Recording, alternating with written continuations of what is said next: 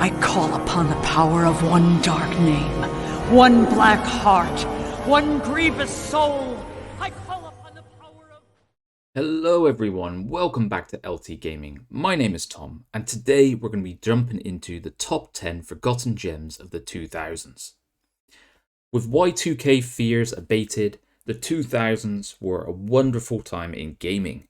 The era of 3D had fully emerged and all manner of new titles were coming out across the board, with some fresh facelifts for beloved IPs and entirely new titles to boot. For us at LT Gaming, we wanted to highlight for you a number of titles that may have faded into the midst of time somewhat. But no more. Let's revisit the 2000s together and remind ourselves what made gaming great in this era. I am going to focus on, in this video, from the period of 2000 to 2010, as I feel that's a good span to focus on. And of course, if you enjoy our content, feel free to like and subscribe. Let's go. Oh, the times were hard and the wages low. Leave a Johnny, leave a... Sid Meier's Pirates is a 2004 strategy, action and adventure video game developed by Firaxis. And this one is a remake of the 1987 game of the same name, which I've actually never played. I've only played the remake. And Pirates is essentially a collection of lots of different mini games and puts you into the Caribbean looking to get into trouble. There is a storyline there as well, but the fun for me in this was sailing around the Caribbean, getting into fights, blowing up ships, and then upgrading my own and kind of changing to different models and makes. It was a lot of fun. And then of course I enjoyed the courting of the governor's daughters. This game is, I wouldn't say a great, astounding game, but what I would say is it is entertaining. It is fun, it is light, loose, and you can jump in and jump out, and it doesn't require a huge amount of cognitive resources to, engage with. It is fun. Check it out. It's now on GOG for a very reasonable price, so I would definitely recommend picking this one up for a bit of a laugh and a jolly jaunt around the Caribbean.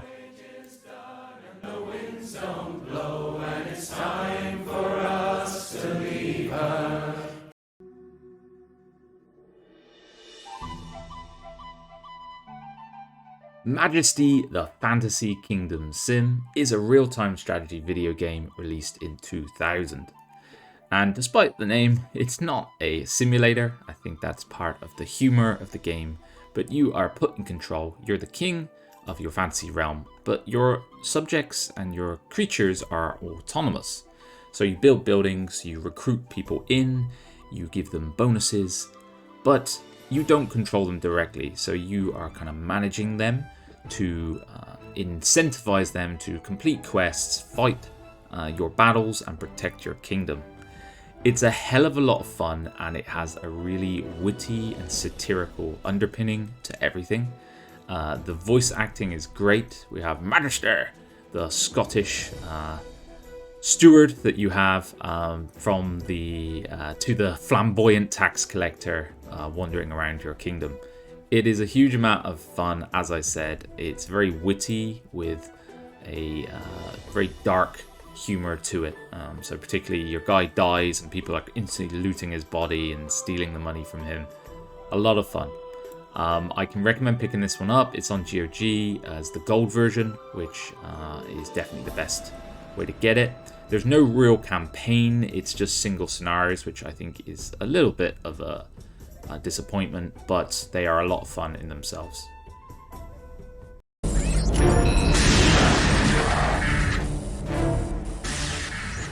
Star Trek Voyager Elite Force is a 2000 first-person shooter game where you are put in as a member of the Hazard team, so you're part of the Voyager crew that's stranded out in the Delta Quadrant, 70,000 light years from home. And as part of the Hazard team, you are undergoing these special missions to help in different scenarios, And I must say, this game is done phenomenally well, where you do really feel like you're part of the Voyager crew. They have all of the main characters voiced there, and it is a game that, whilst very linear, I would say has good gameplay and a very good vibe and environment to it. So you have the weapons and the vibe of the Star Trek universe. And I really appreciated that when I was younger, as a big fan of the series. I would also say that the multiplayer was something that made this game really special, as it was a lot of fun, and I remember a lot of hours going into playing on the multiplayer settings and maps. I would say that that's probably not the case anymore, so if you're going to pick this one up, it's going to be for the single player approach only, but it is still very worthwhile, particularly if you're a fan of Star Trek and Star Trek Voyager in particular.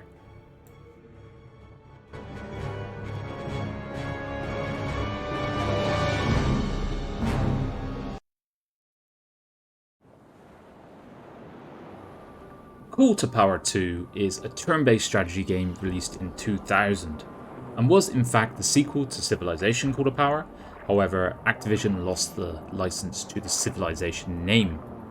Call to Power had a number of differences from its predecessor, which was criticized heavily on its user interface. So that was redesigned. There was a good few gameplay differences to avoid the balance issues which were present in the original. And the economic system and terrain was reworked. Now, the interesting thing about this game is that the source code was released in 2003, and this has allowed the community to support the game themselves with community patches. So the game has continued to kind of develop and be worked upon over the years. What I would say is that the original game was very fun and innovative at the time, but what it has become today with mods and this source code being given to the community is just phenomenal. So I would definitely recommend, remembering this classic, heading back to it and checking out what the community have done with it.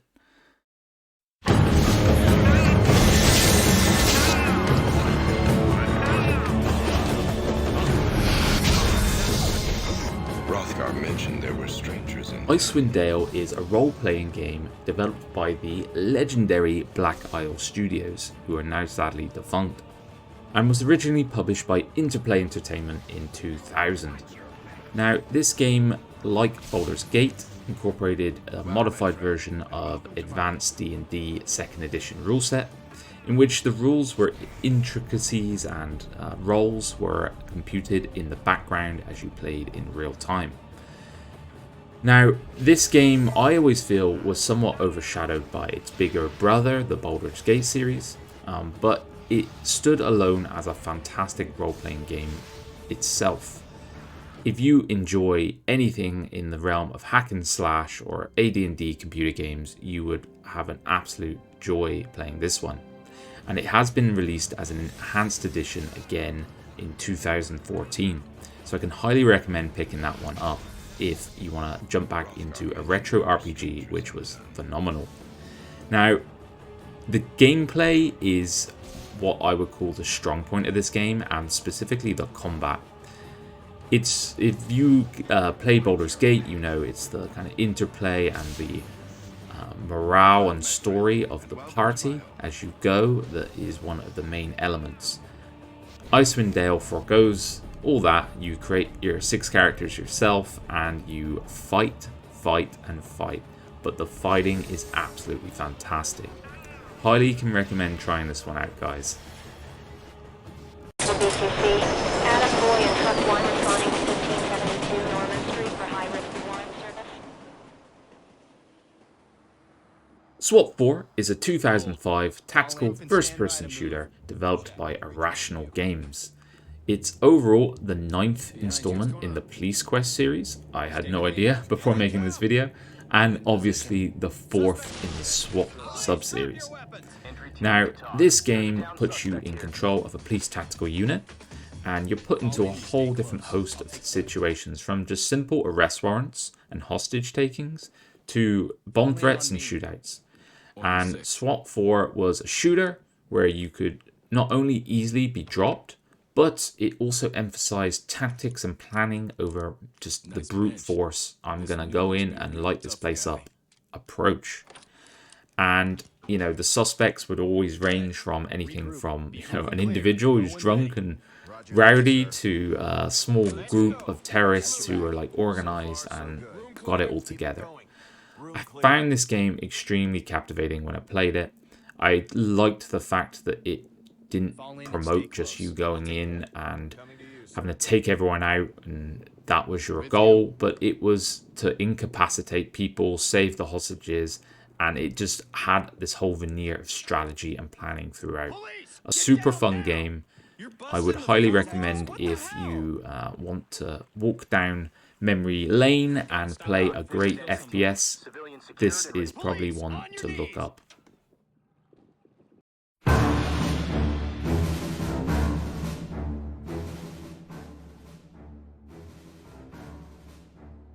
Star Trek Bridge Commander is a space combat simulation video game developed and released in 2002.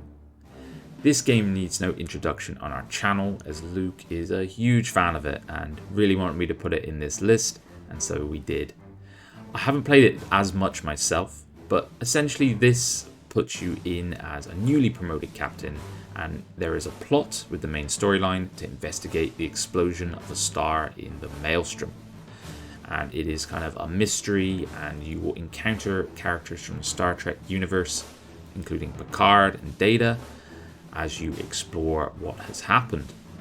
There are two different modes. So there's the storyline mode, which people really connected with and enjoyed, and then there's also the quick battle mode, which has, I would say, a new lease of life in the modern era with the advent of modding. There's been some fantastic mods, Luke covers them a lot in his videos, that have opened up all manner of different ships into the quick battle modes, and it is really lovely to see an old game get a new lease of life in this capacity.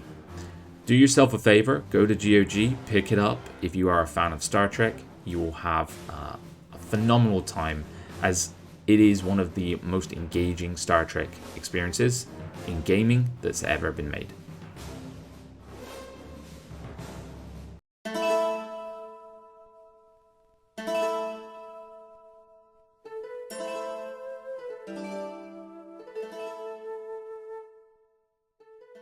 Nox is a 2000 release, and it is an RPG by the iconic Westwood Studios, RIP, and sadly it's often compared to Diablo 2 and is dismissed as a clone. However, it was actually released 5 months before Diablo and was one of the, in my opinion, most innovative RPG games of the era. You're put in the shoes of Jack, who's from our world, and he is transported mysteriously to this world of Nox and is thrown into this storyline. Now, the storyline's quite linear, but it's very fun. You can play as a warrior, a conjurer, or a wizard, and there's all kind of crafted, very specific classes, I would say, and a lot of fun to play. The story itself is quite witty and funny throughout, with a lot of humor thrown in for good measure. However, where the game really came to life was the subsequent patches that added the quest mode and then the multiplayer environment in general. The multiplayer in this game was one of the most fun experiences I've had, and I think it's the best RPG multiplayer experience I've ever had, which, you know, granted they're not huge range to pull from there, but it was a lot of fun and the PvP was exceptional. I can highly recommend getting this game. I believe the online community is still there. It's probably harder to find a match, but I found a match a few weeks back and I had a lot of fun fighting with death rays and summons along the way. Check it out, guys.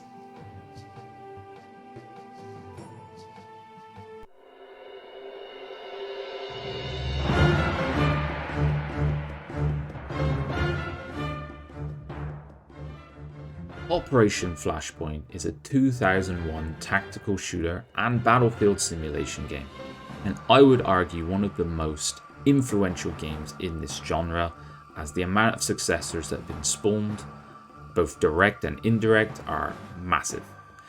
The game itself puts you in as a member of a squad, and you are on this island, which is, subject between this conflict, this proxy conflict between the US and Russia. And it is absolutely fantastic. The chaos and craziness that happens in the battles, so you can be a member of your squad, you run along, and then suddenly the stuff hits the fan, and there are tanks coming in, there's machine gun fire everywhere, and there are RPGs just going left, right, and center. This game for me nothing has ever captured that fear of seeing a tank roll around the corner and knowing I didn't have anything to take it out, quite like Operation Flashpoint. A fantastic game. It's now been re-released as Arma Cold War Assault. I think that was in 2011, and you can pick this up for a very reasonable price. I'm talking like a few euros here. Can highly recommend this one, guys.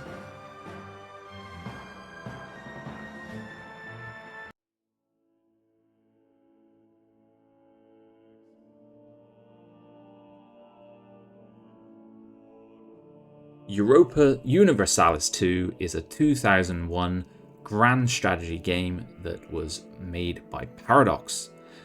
Now, for me, I chose the second incarnation of the game over the first because this was the one that truly gripped me. The first one was extremely buggy, in my opinion, and whilst EU2 had its issues, you could get a very coherent game, and it was so fun. The music, the gameplay, the vibe and feel of the eras was absolutely stellar. It was very European centric compared to like the later incarnations, but for me, EU2 was the game that launched the series truly into the mainstream. I can highly recommend trying it. If you do, there is a very nice expansion called For the King. I would suggest picking that up as well, as it is a really fun way to play through the game and adds a lot of balance and depth to the map.